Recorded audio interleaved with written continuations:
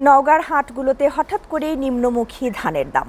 গেল বছরগুলোর তুলনায় প্রকারভেদে প্রতি মণে অন্তত ৩০০ টাকা কমে বিক্রি হচ্ছে ধান, অথচ সপ্তাহের ব্যবধানে বাজারে বেড়েছে চালের দর।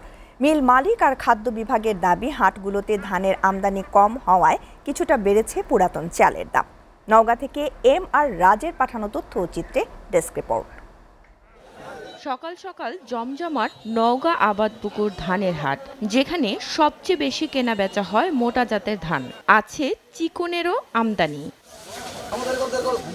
প্রতিমন স্বর্ণা ৫ ধান বিক্রি হচ্ছে ১১০০ টাকা দরে, যা গতবারের চেয়ে অন্তত ৩০০ টাকা কম। এছাড়াও B29, জিরাশাইল ও কাটারির দাম ১.৫ থেকে ২০০ টাকা পর্যন্ত কম। কৃষকদের অভিযোগ, সরকারের বেঁধে দেওয়া দাম কোনোভাবেই পাচ্ছেন না তারা।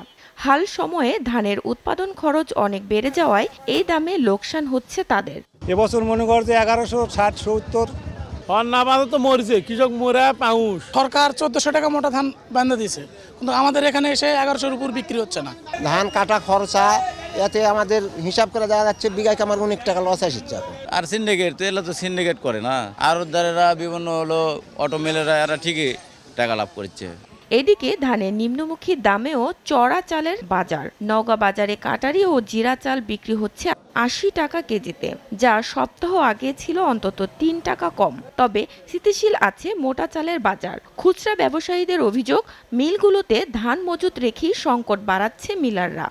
জিরা আপনার ৭৮-৮০ টাকা কেজি, কাটারিও ৭৮-৮০ টাকা কেজি, আর অন্যান্য চাল স্থিতিশীল আছে। বড় বড় মেলারারা করছে যে আমাকে কাছে চালই নাই, ওরাই স্টক করে থিয়ে দিচ্ছে।